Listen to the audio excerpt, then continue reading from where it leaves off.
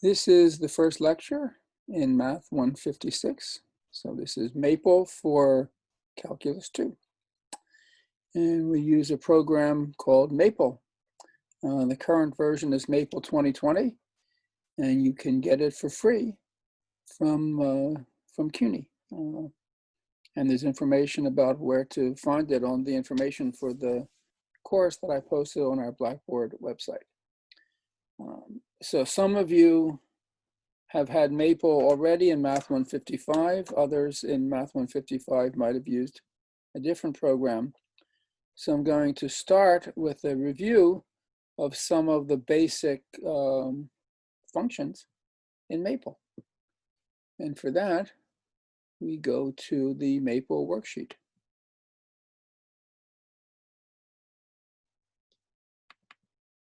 Here it is. So when you open Maple,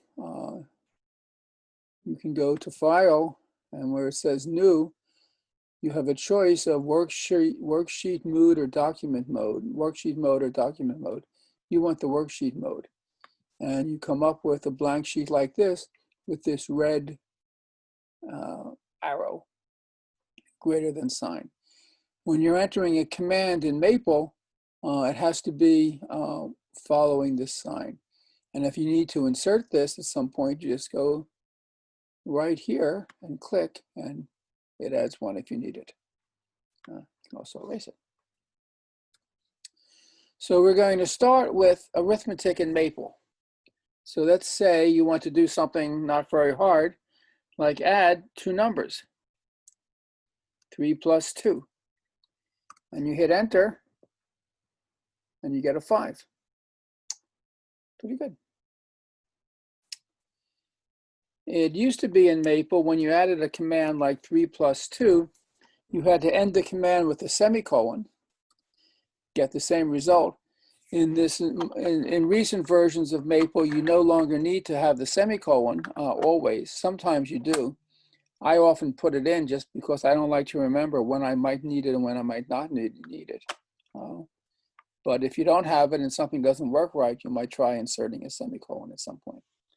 And Maple doesn't care how long or complicated the numbers are.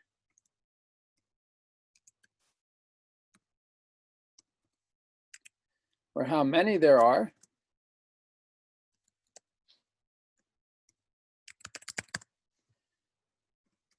It adds them up. And of course, subtraction, you just use a minus sign instead of a plus sign.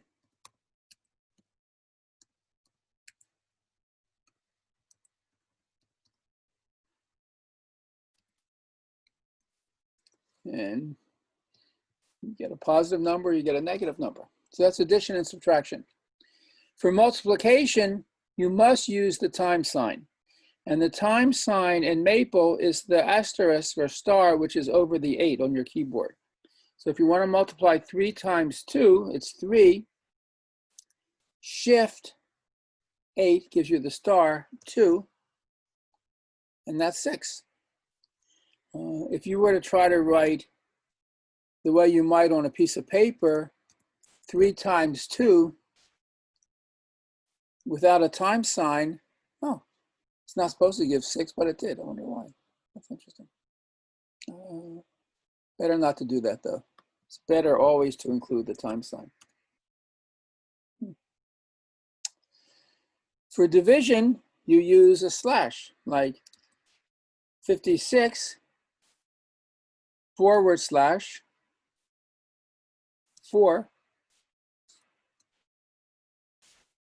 is 14.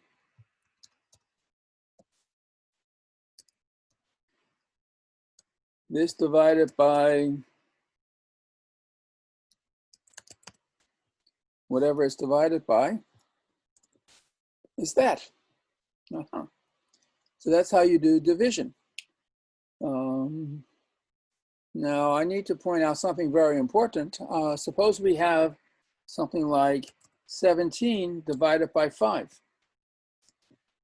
Well, 17 divided by 5 is 17 divided by 5. But you might want it as a decimal. So there's a command to convert a number or to write a number as a decimal. The command, this is one of the basic commands you have to remember in Maple, is EVALF. And actually the EVAL stands for evaluate. F stands for floating point, which is old computer talk for a decimal. EVALF. And then if I put in 17 over 5, I get the result as a decimal. And you'll notice in Maple, the default, if you don't do anything, is how many digits, significant digits. Let's see, here we have 1, 2, 3, 4, 5, 6, 7, 8, 9, 10 significant digits. Here I have 1, 2, 3, 4, 5, 6, 7, 8. I have 8 digits to the right of the decimal point plus 2 to the left, so also 10 digits. And so the default, the way Maple starts up every time you open a new Maple worksheet, you have 10 significant digits in your numbers. You can change that if you want, but most of the time it's not necessary. Let me point out one other thing.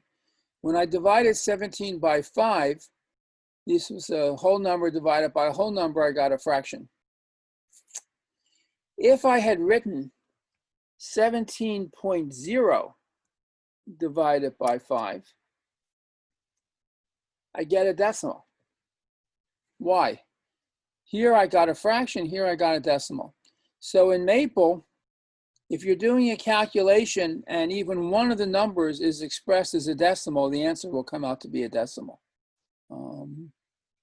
So sometimes if you want, you can do that to avoid using the EVALF function. All right, that's just something to remember. Okay, so what have we done? We've done addition, subtraction, multiplication, division. What about raising things to a power? So to raise 2 to the power 4, for example, you write 2, and then there's over the 6, there's this up arrow thing. If you do Shift 6, that moves the cursor up. And if I type 4, and then I move the arrow to the right, the cursor to the right, now I have 2 to the 4th, and I get 16. If I go up -4, oops, I get 1 over 16. Of course, 2 to the -4 is 1 over 2 to the 4. Suppose I want this as a decimal. Now I will teach you another very important Maple command. It is the percent sign. When you plug in percent, that means replace the percent sign with with the last thing that Maple calculated for me. So the last thing Maple calculated for me was 1 over 16. So if I do evaluate EVALF percent, I get 0.0625, which I hope you know is how you write 1/16 as a decimal.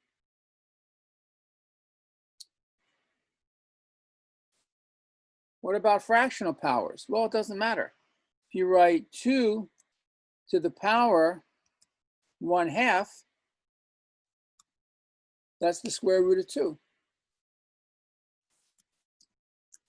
If I want the square root of 2 as a decimal, this just says evaluate this last number as a decimal. To 10 significant digits, it's 1.4142. Yep. There's actually, and you can do this for other powers, like you want the cube root of 2. So 2 to the power 1/3. And if I would like to know what that is as a decimal, it's 1.259, approximately 1.26.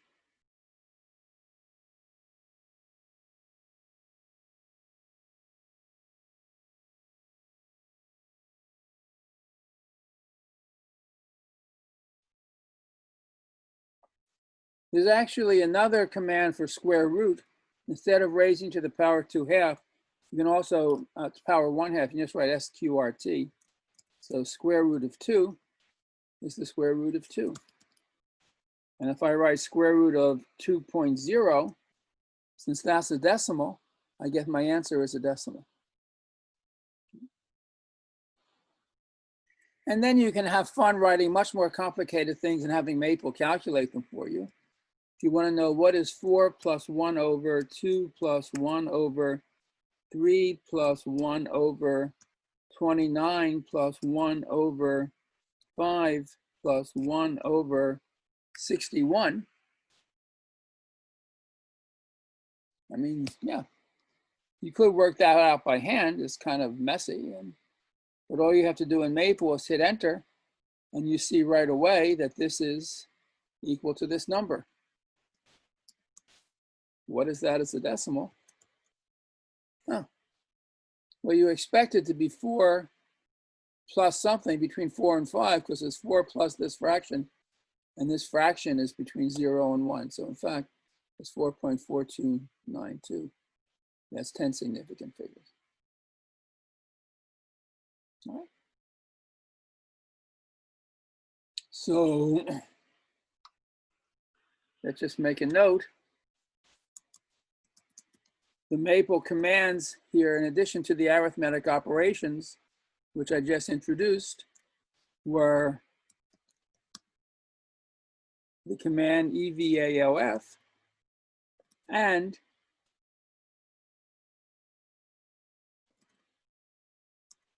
%. So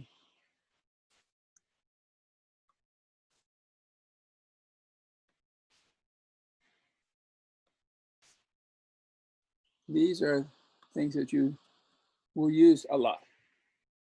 Okay, so that's doing some arithmetic. What else can we do in Maple? Well, we can, yeah, I don't like these.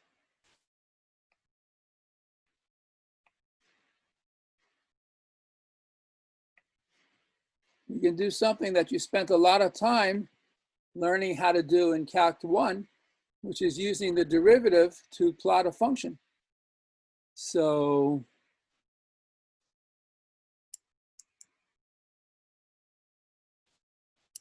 plots in Maple. So suppose you have the parabola y equals x squared. You want to plot it. The command in Maple to plot the graph of a function is simply plot. So we can say plot, you forget the y equals, you want to plot x squared. And then you have to give a range. Let's just say we say comma x. So plot x squared over some range for x, and there we get the graph. Look at that. Didn't have to do anything. And you'll notice if you just comma x. So here's where you put the range of values of x that you want to see in the graph. If you don't do anything, if you don't change it, the default in Maple is to graph a function from -10 to +10. If for some reason you wanted to graph the function from -20 to 30, you write x equals -20, 2 dots, 30. And now here's the graph plotted from -20 to 30. You'll notice that 1 unit in the x direction is different from 1 unit in the y direction, because this is going from -20 to 30 horizontally, but from 0 to 900 vertically.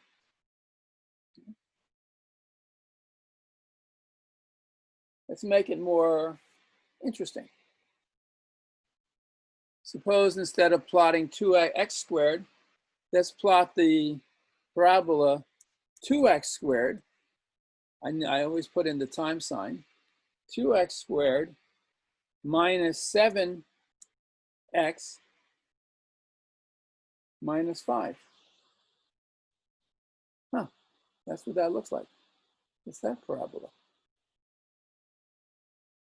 I want to extend it a little bit on the right, or, well, that's what it looks like.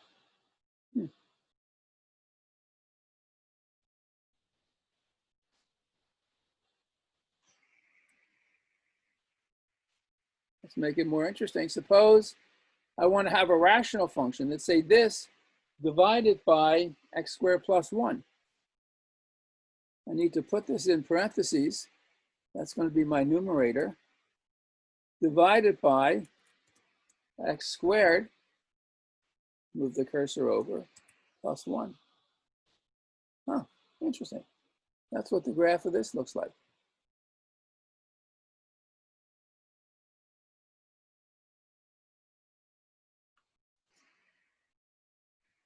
Let me make it a little bit bigger. Maybe it goes from minus 20 to 20. Huh, looks like that.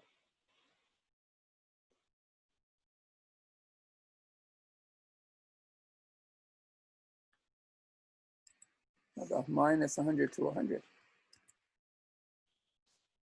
Ooh.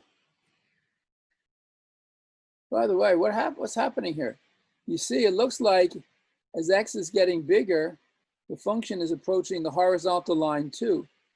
Similarly, as x goes to minus infinity, it's approaching 2.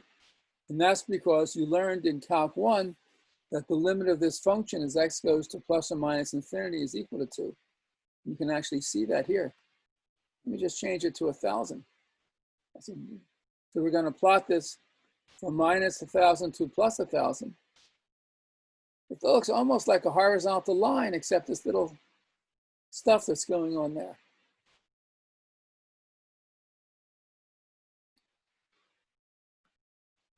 Let's look at this again.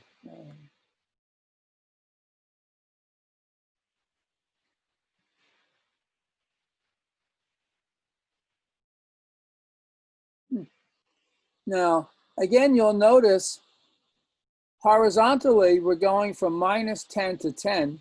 Vertically, we're going from, between minus 6 and minus 7 to minus 3 and minus 4. 1 unit is not the same horizontally and vertically. If you want to have this drawn to scale in the sense that 1 unit vertically equals 1 unit horizontally in the graph, if you put the cursor inside the graph and you do something which is equivalent to right-clicking, you get this table, this menu, and one of the things you can choose is scaling constrained. If I click on scaling constrained, now this is drawn to scale. This is really what the graph looks like. So now 1 unit horizontally equals 1 unit vertically.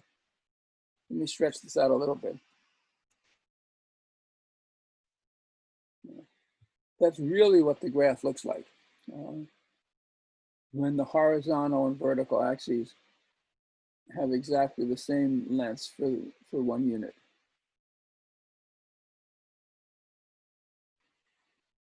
What about other functions? Well, Maple can plot anything.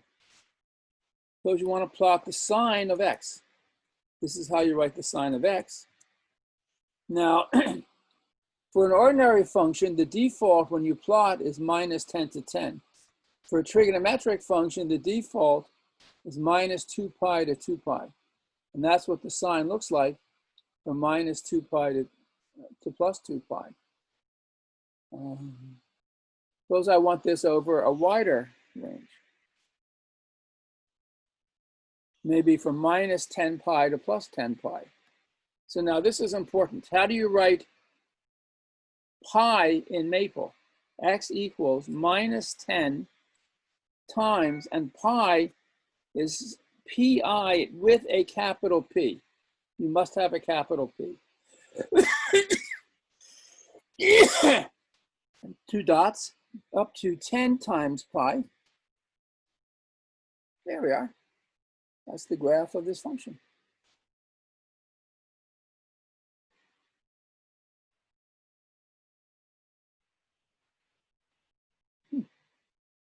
You want it drawn to scale, you can right-click, go to scaling constrained. That's what the sine looks like. Here, again, if you right-click, That's what the sine looks like from minus 10 pi to 10 pi. And usually it's your choice whether you want to use scaling constraint or not. Sometimes it tells you something, sometimes you lose some visual information. That's what it looks like. You can have much more complicated functions, and the things that you would have a great deal of difficulty doing by hand, but Maple can do for you easily. Like, suppose you have sine x plus cosine x. Huh. Looks like that. You make it 2 times cosine x.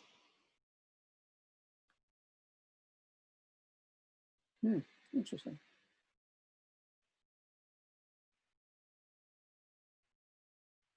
So I make this 5 times sine x plus 2 cosine x. Very interesting. Yeah. They look kind of like a sine or a cosine function.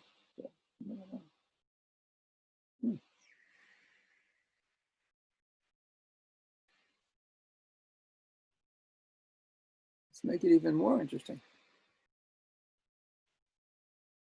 So it's sine x, 5 sine x plus 2 cosine x. Let's say minus sine of x times cosine of x. What does that look like? Oops. Yeah. This means I didn't match my parentheses.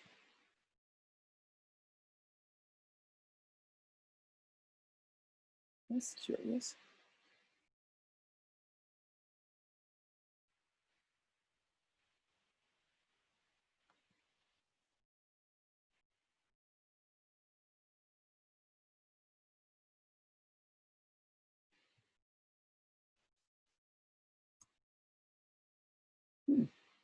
Oh, that's more interesting. Let's make it a bigger. Maybe we'll go from minus 4 pi to plus 4 pi. Yeah. Now we're getting something curious. I like that.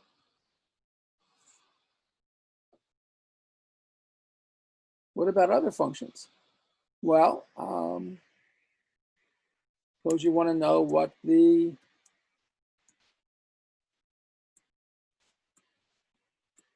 arcsine of x looks like. Huh, there it is.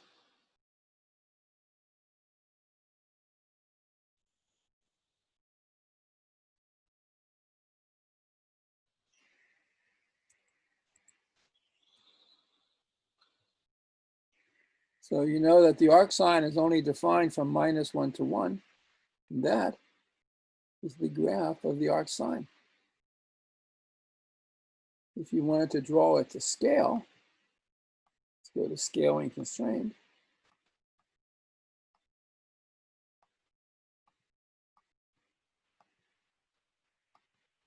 There it is. That is the graph of the arcsine.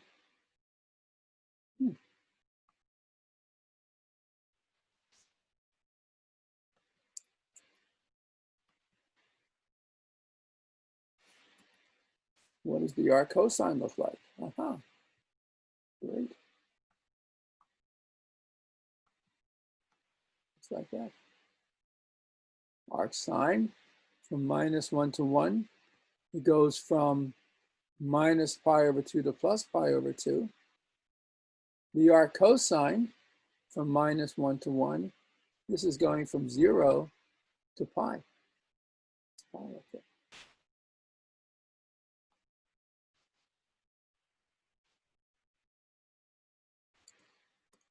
What does the arctangent look like? That is the arctangent. The arctangent is defined for all x, and it goes from minus pi over 2 to plus pi over 2.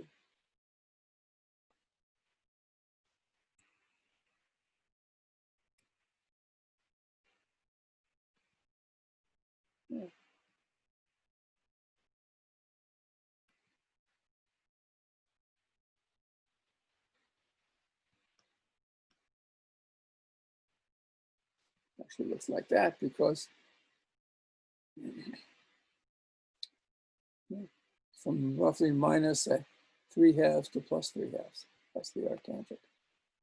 I mean, it really is great with Maple. You can draw very, very, very nice, complicated curves, and you don't do any work. Maple does all the work. What are other functions that are basic? Well, suppose you want to plot the function 2 to the x. There it is. Goes up very fast.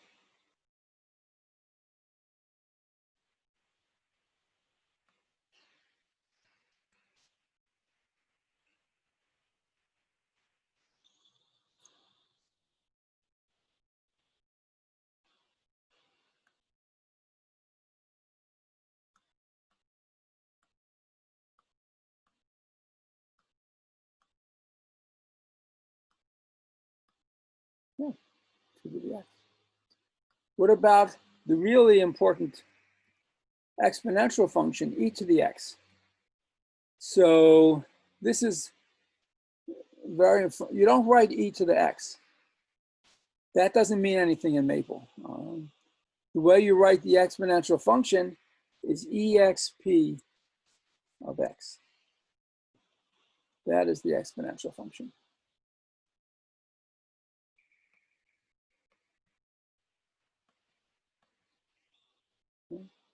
That is y equals e to the x from minus 2 to 3. So this is really important. What about the logarithm? Suppose we wanted to plot log of x. So the important thing to know is whether you write ln or log for log, it's always the so-called natural log. It's always the log to base e, and the logarithm is only defined for x positive. So if you just write graph log of x, it's defined from 0 to 10. But very often in calculus, we look at the log of the absolute value of x. That's how you write absolute value. This is defined for all x different from 0, positive and negative. So we get this symmetric curve around the x-axis.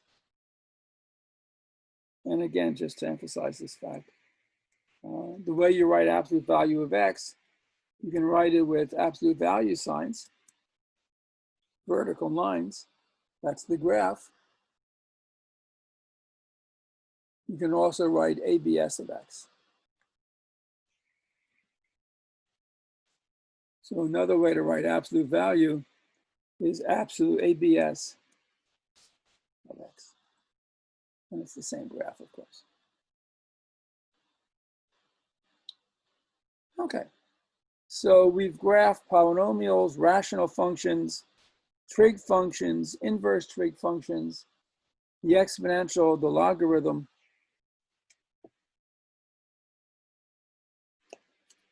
All the basic functions. Good. And of course, you can make these things as complicated as you want. You could say plot the function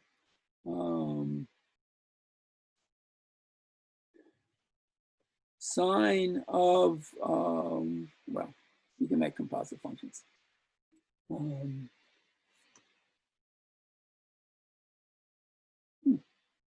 Let's do a straight line. Suppose we plot the straight line y equals 3x minus 7. There it is. Suppose we plot another line, maybe minus x plus 11. There's that line. You can actually plot the two curves together on the same graph. How do you plot curves together on the same graph? Well, you put in a curly bracket one function you want to plot, Another function you want to plot, say 3x minus 7, curly bracket. So these two functions you want to plot are in curly brackets, comma x. And now we get the two of them together. So I've just plotted two straight lines on the same graph. Suppose I want to find the point where they intersect. That's like solving the two equations, y equals minus x plus 11 and y equals 3x minus 7 for x. There's a command in Maple to solve, but we can also do it just by using the plot command. We could blow up around this point and see what is the value of x where these two lines cross. What do I mean by blowing up? So it looks like they cross somewhere between 4 and 5. So let's just say I plot this curve for x going from 4 to 5. So I've sort of magnified around that point. In fact, it looks like they cross between 4.5 and 4.6. Let me just, oops, that wasn't too good. Maybe I'll make it 4.4. Yeah. So it looks like these two lines cross somewhere close to 4.5. It's not clear where. Let me blow this up some more. Maybe from 4.48 to 4.52. Yeah. It looks like it's very close to 4.5. Yeah.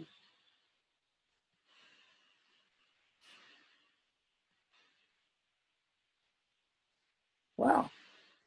You can make a pretty good guess. I mean, it's clear that where these two lines cross, x is probably 4.5, but it's certainly, I mean, very close to it. So approximately the solution is 4.5, which is the same as 9/2. Let's just check. Suppose I plug 4.5 into these two expressions. If I have minus 4.5 plus 11, that's 6.5. If I have 3 times 4.5 minus 7, I also have 6.5. So in fact, 4.5 is exactly where these two lines cross. And when x is 4.5, y is 6.5.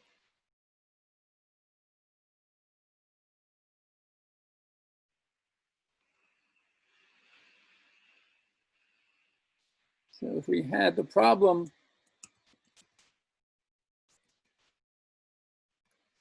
solve the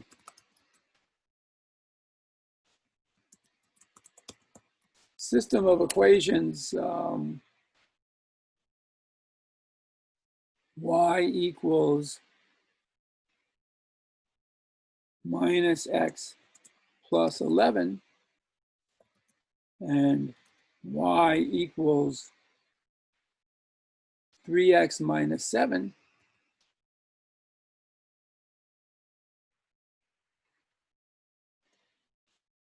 the solution would be x equals 4.5, y equals 6.5.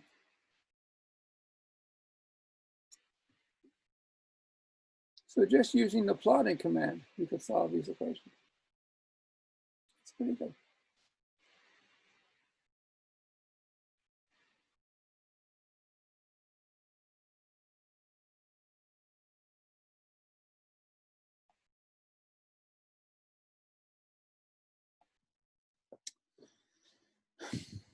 Okay.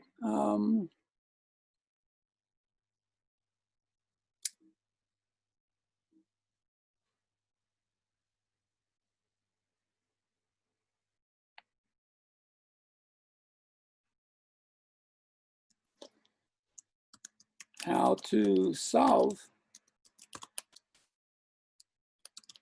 equations in Maple. So there's an amazing command in Maple called solve. And you put in an equation like x squared minus 5x plus 6, comma, what you want to solve for, in this case, the variable x. Solve the quadratic equation equals 0. 3 and 2 are the answers. Wow, we didn't do anything.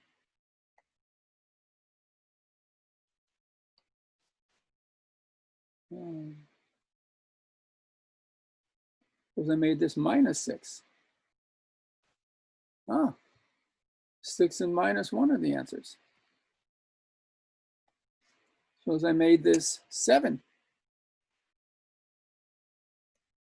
Ah, this I, it's like the complex number I, square root of minus 1. So this quadratic equation has no real solutions, but it has 2 complex solutions.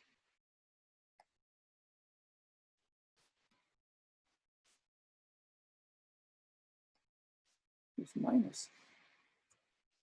Ah, this equation has 2 solutions, but they involve some square roots. That was the solve command. That's all we had to do. If we want to actually have a picture of what's going on, suppose I were to plot this equation. I want to insert a prompt so I can add a command. So I put my cursor there and I go click on this. And now I have this. So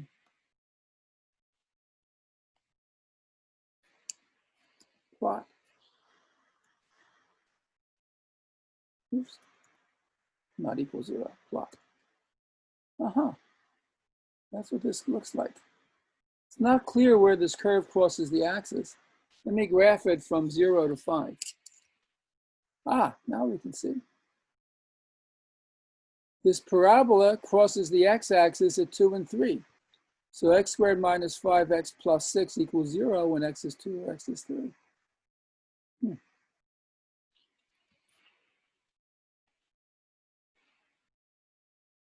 What about for this parabola? Let me graph this was x squared minus 5x minus 6. Maybe I'll graph this from minus 2 to 7. So when we graph this parabola, that's what it looks like, and it crosses the x-axis at minus 1 and 6. 6 and minus 1 are the roots.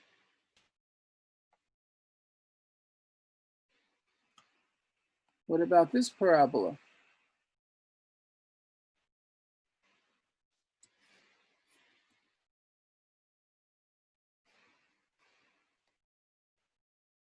Oh, it's not clear what's going on there. Let me graph it from 0 to 5.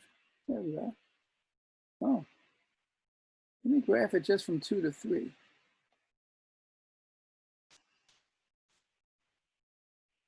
Ooh, it looks like it's just above. Oh, sorry. And this is 0.75. So let me just graph it properly. Say maybe I want to put in a range of values for y. Y goes from minus 1 to 2.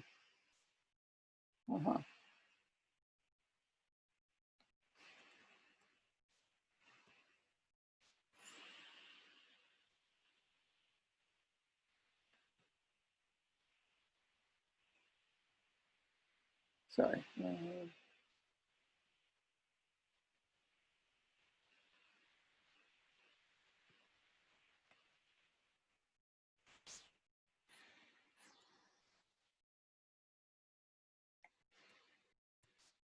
Perfect. So here's this parabola from 1 to 5. And you see it's always above the x-axis. This parabola never crosses the x-axis. That's exactly what it means when this quadratic has no real solution, only complex solutions. There they are.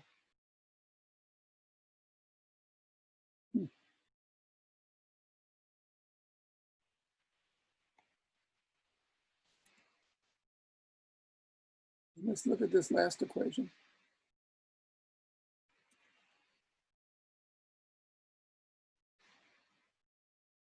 You graph that, aha, that's what it looks like.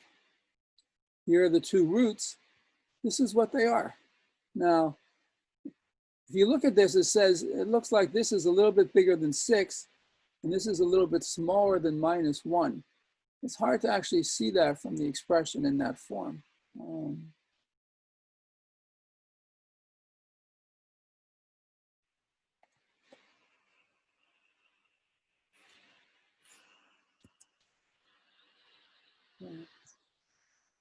So there's another command in Maple which says, give me the answer as a decimal only.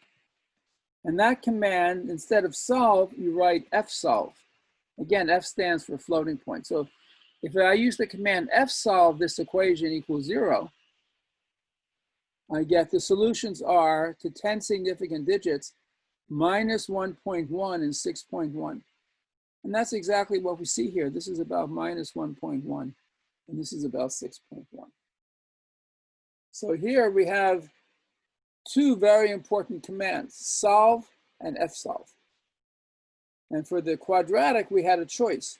For this quadratic equation, you could get the solution in terms of square roots or as a decimal.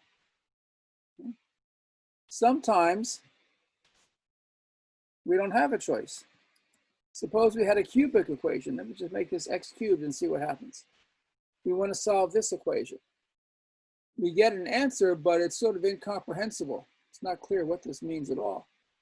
This is some real number. This involves I, so this is a complex number. This is a complex number. But it's hard to figure out what these are in particular. So we could use fsolve.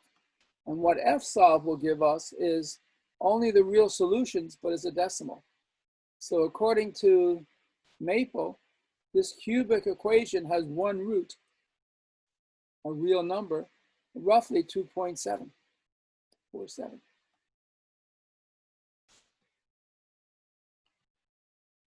If I plot this, cubic, see what the plot looks like. Well, it's not clear what's going, it's not clear whether it's crossing the x-axis there or not. Let me just plot it maybe from x going from -5, ... 5.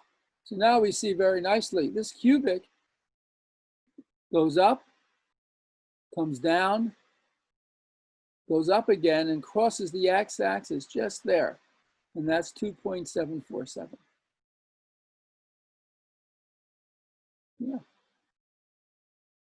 So this is solve and fsolve.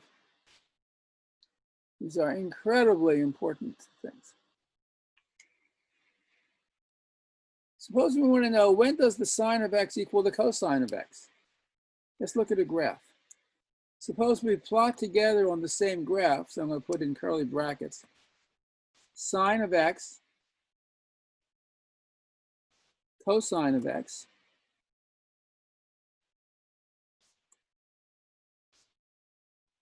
x. So which one's the sine and which is the cosine? The sine of 0 is 0, so blue is the sine. Cosine of 0 is 1, so red is the cosine. And they cross here and here. Suppose you wanted to find out the coordinates of these points where they cross. So you might say, solve the equation cosine of x equals sine of x.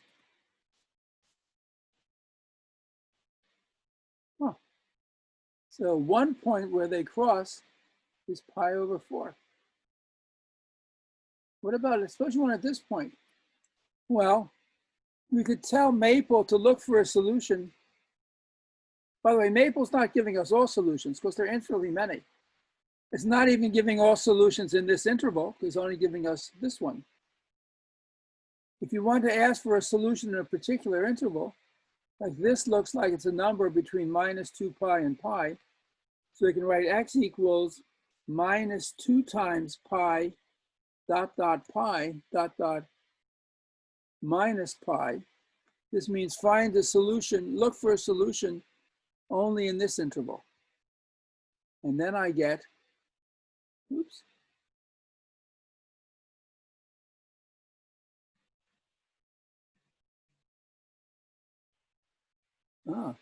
Maybe it doesn't like pi. Maybe I'll say maybe between minus 6 and minus 3. Solve cosine, well, cosine x equals sine x, x from minus 6 to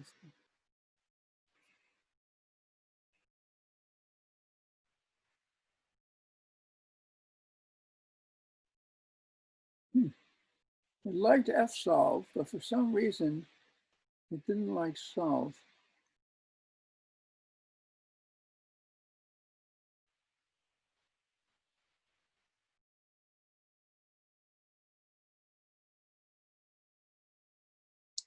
I don't know why that is. What is this number?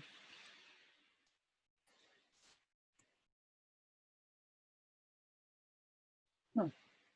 So this number is minus 7/4 pi, but written as a decimal. Yeah. I don't need that, so I'll take that out. I don't know why it did not like.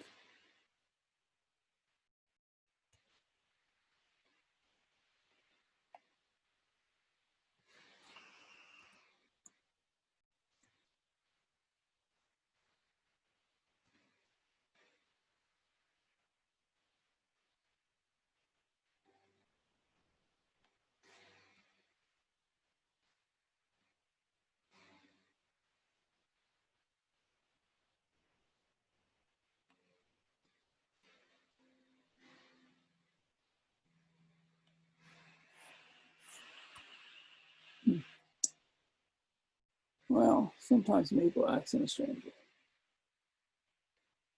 Okay, so, how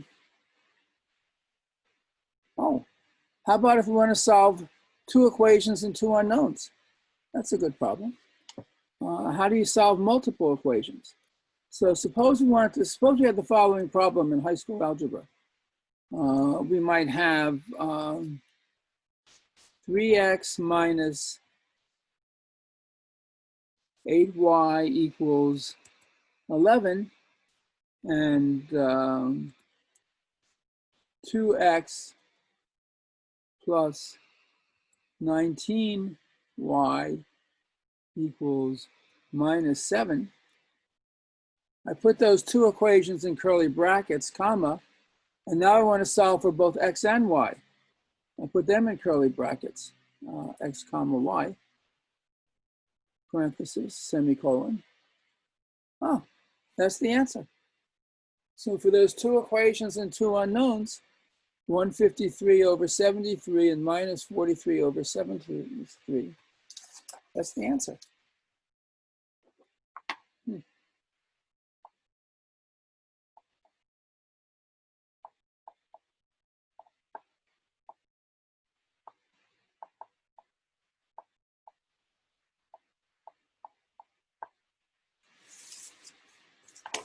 Suppose we make it more interesting. Suppose, let's just draw a picture. Suppose I want to plot, let's say, 2 parabolas. Maybe one of them is x squared minus 5x minus 11, and the other is minus 2x squared plus 31.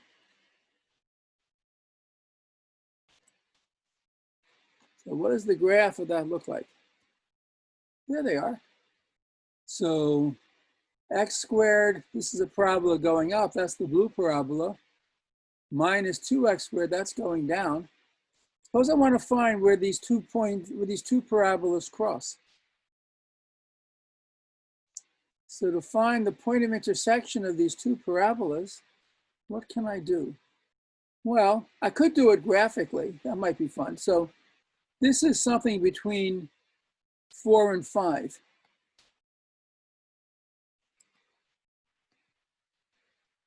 So suppose I just plotted that from 4 to 5. That tells me I have a solution between 4.6 actually and 4.7.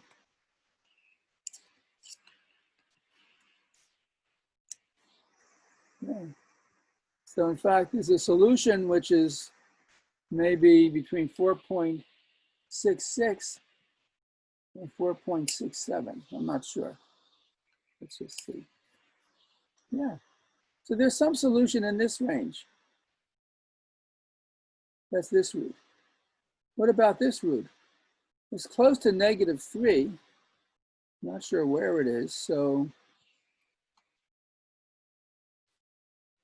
maybe I'll plot this from -4 to -3.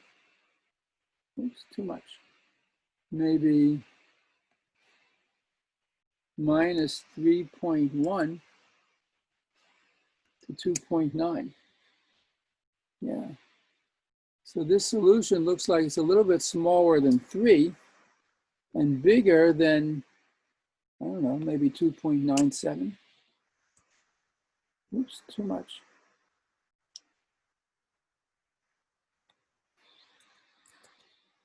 Yeah. Huh.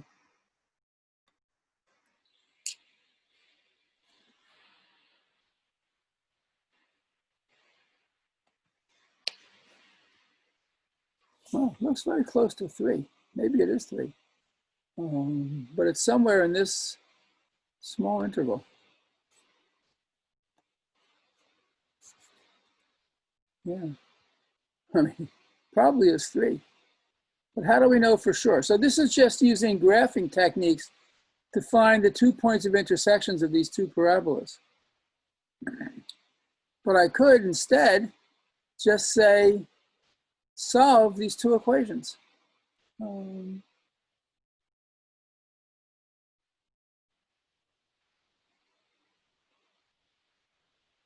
Let me try and do it in a couple of ways. So, oops.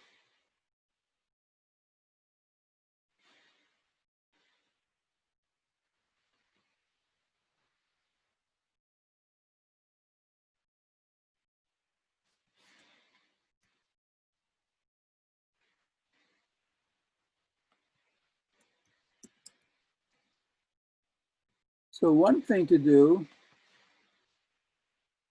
would be to say, okay, when is x squared minus 5x minus 11 equal to minus 2x squared plus 31?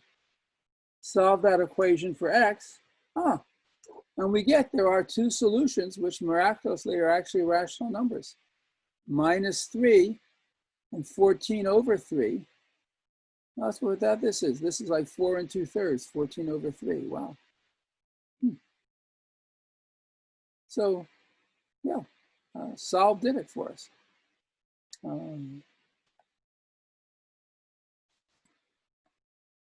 If we had wanted the solution as decimals, I would have used fsolve. And we get minus 3.00 and 4.66667.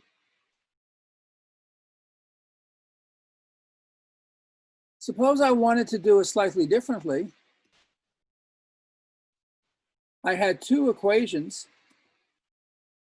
I can think of this as two equations. Y equals x squared minus 5x minus 11.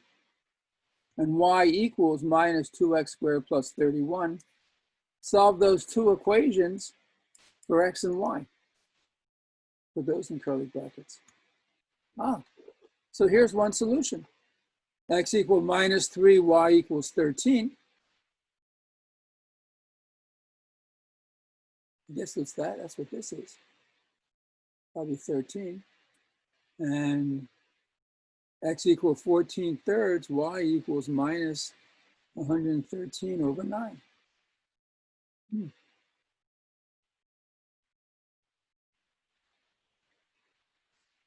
Let me graph this maybe from minus 3 to 5. Oops, that's not a good choice, minus 4 to 5, yeah. So this looks like it is exactly 13 or so, and this is whatever it's supposed to be.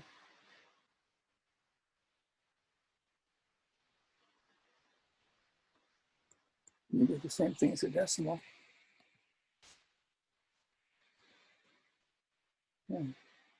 Minus 12.5. That's about that. And this is